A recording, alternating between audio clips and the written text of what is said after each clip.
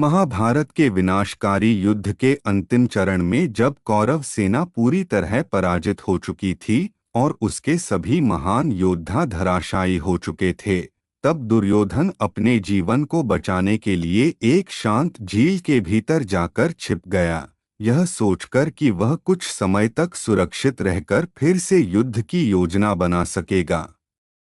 लेकिन सत्य और धर्म से कोई भी अधिक समय तक नहीं बच सकता, और पांडवों ने श्री कृष्ण के मार्गदर्शन में दुर्योधन को उस झील में खोज निकाला। दुर्योधन बाहर आने से डर रहा था, लेकिन अंततः उसने अपने अहंकार और योद्धा धर्म के कारण युद्ध स्वीकार किया और भीम के साथ गदा युद्ध करने का निर्णय लिया। दोनों महान योद्धाओं के बीच भयंकर युद्ध शुरू हुआ, जिसमें धरती कांप उठी और आकाश तक उनकी शक्ति की गूंज सुनाई दी।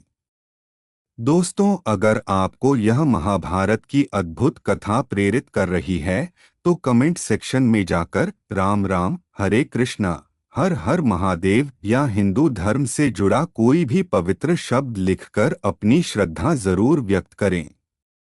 युद्ध के दौरान भीम को श्री कृष्ण ने संकेत दिया कि दुर्योधन को हराने का एकमात्र तरीका उसकी जांघ पर प्रहार करना है, क्योंकि वही उसकी कमजोरी थी।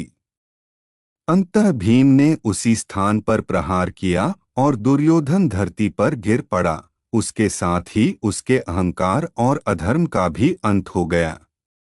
दुर्योधन ने अपने अंतिम क्षणों में अपने जीवन के निर्णयों पर विचार किया, लेकिन अब समय बीत चुका था और धर्म की विजय सुनिश्चित हो चुकी थी। इस प्रकार झील में छिपा दुर्योधन अंततः अधर्म के पतन का प्रतीक बन गया, और यह घटना हमेशा यह सिखाती है कि अन्याय और अहंकार चाहे कितना भी शक्तिशाली क्यों न हो, अंत में सत्य और धर्म की ही विजय होती है।